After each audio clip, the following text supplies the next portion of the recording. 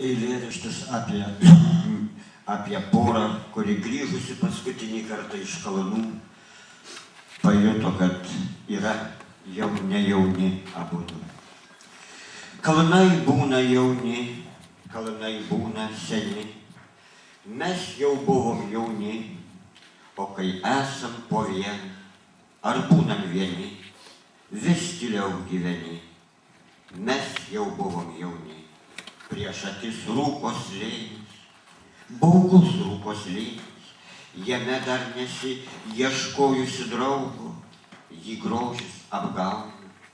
Žiūrėki, kalnai dabar gal gražesni už kalno pamokslą, dar jauno, nejauno. Nepameni kalno pamokslo, galbūt neprivalo būt gražus pamokslai. Teisingi kalnai buvo svečiai, tikriausiai ir bus, kaip debesiui būna, kaip valios pristinga. Štai kalnas toks jaunas, o tu ne jauna, o aš su gražiom abejonėm prieš klonį. Buvai ir lieki jauno kalno fone, lyg mano klaidelė, gražiausia pagonė. Čia pat rūko slėnis, prieš jį paprašai, sudegink pagonę, palaidok į vieną, kur buvom jauni, kartais buvom gražiai, gražiau negu būtų pamokslai iš slėnio. Ir prieš skaitydamas ilgesnį eilėraštį apie merkinę noriu truputį priminti merkinės istoriją. Tikriausiai dauguma, gal ne visi esate buvę Merkinėje. Merkinė yra Novgorodo metraščiuose paminėta pirmą kartą 1359 metais. Aišku, pilis stūksojo daug amžių seniau, neužfiksuota, kiek kartų ji buvo pastatyta ir sudeginta. Krėvė rašė padavimus, žodžiu, remdamasis senomis labai legendomis. Na, o įdomu tai, kad Vytautas Didysis, kol buvo jaunas, surengė savo pirmą karo žygį, iš Merkinės įžygiavo į ordino žemes, į Prūsiją, ir jam pasisekė, jis ten sumušė kryžiuočius ir parsivarė daug veislinių žirgų ir kumelaičių, ir tie žirgai buvo laikomi Merkinės pilyje aptvare, žodžiu. Tada po metų, matyti, kryžiuočiai labai žirgai buvo brangus, kryžiuočiai baisiai buvo įžeisti, jie surengė po metų keršto žygį, labai daug surinko vyrų, virš 15 tūkstančių iš visos Europos ir patraukė į Merkinę, bet pilies nepaėmė, tik tai buvo apgriauta Merkinės pilis, kronikos jų pačių liudijimą. Vėliau dar didesnės pajėgos atėjo pulti Merkinės ir, žodžiu, tada atsitraukė Merkinės įgula ginti Vilniaus, o patys pilį sudegino. Dar vėliau, kai pilis buvo atstatyta, laišką kryžiuočiams, žodžiu, derybinį laišką, vėl tas pats Vytautas yra parašęs Merkinės pilį. Na, dabar jinai niekados atstatyta tikriausiai nebus, nes neišlikę jokių piešinių liudijimų. Ant Merkinės piliakalnio yra buvę daug poetų, tarp jų yra ir jaunas Širvys, buvojęs ant Merkinės piliakalnio.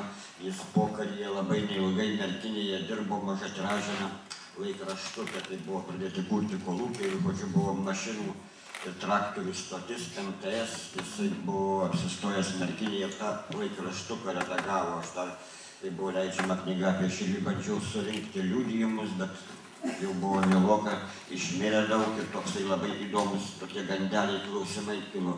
Širvys, taigi, Merkinėje buvo apsigyvenęs dar tuo metu, kai partizaninis karas vyko, jisgi buvo buvęs frontininkas, žodžiu, partizanai tie patys Lietuvos negalėjo į jį žiūrėti taip teigiamai, bet jie matyt buvo apsiskaitę ir žinojo. Kaip supratau, iš tam tikrų gandų jie kažkur tai, žodžiu, perspėjimą lyg tai buvo davę Širviui, ar, žodžiu, tiesiog jam pasakė, kad, sako, būtų geriau, kad tu iš čia išvažiuotum, žodžiu. Na, žodžiu, nu, tai yra, čia tik tai toks epizodas iš mūsų tautos istorijos, kad, žodžiu, mūsų istorija yra prieštaringa.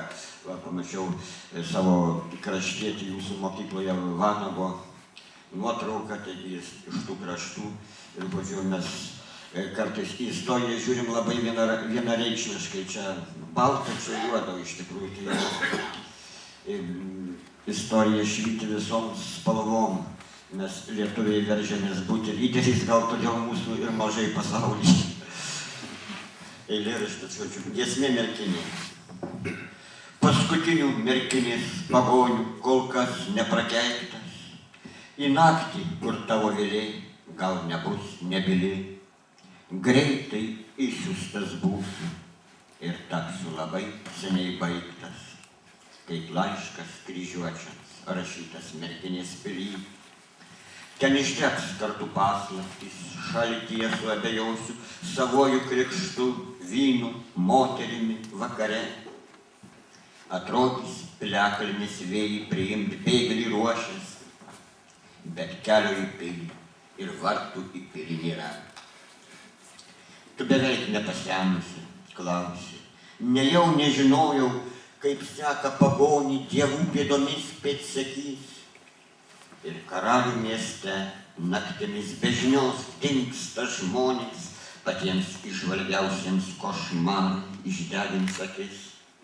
Man labiausiai rūpės mano jaunojo protėvio kapas, romantiški mano vaikai, kurių gal ir nebus. Lyg to nukirsto beržo ar spalyje liepos, pririnksiu daug lapų, dėliosiu kaip knygą piliakalnio medžių lapus. Slaptuos puslapiuose vėl blaivysis sužlugęs bajoras, nykštukai ugnelę kūrens prie milžinkapio perdegs naktis.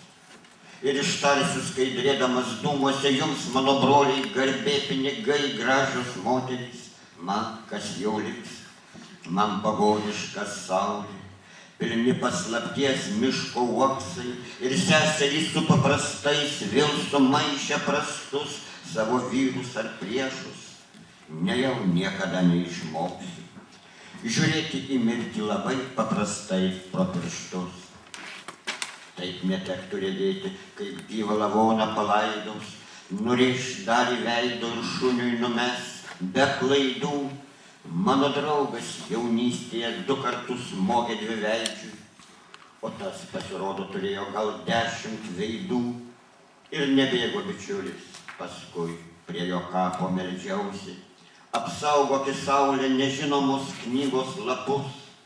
Skubink seseris, kur negyvam partizanui apgraužė rankas šuobenamis, kai vėjas žinojo, kas bus.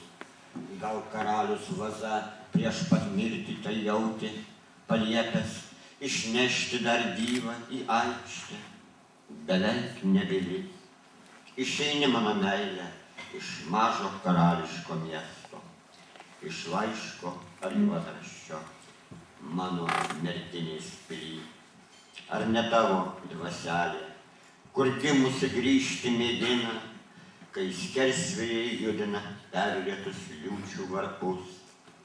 Ir piliakalnis tūno savy, jeigu sklaidos Merkinė, bet kelio į pilį daug amžių nėra, gal dar bus. Ačiū, linkiu, kad Pašušvys taptų dideliu miestu.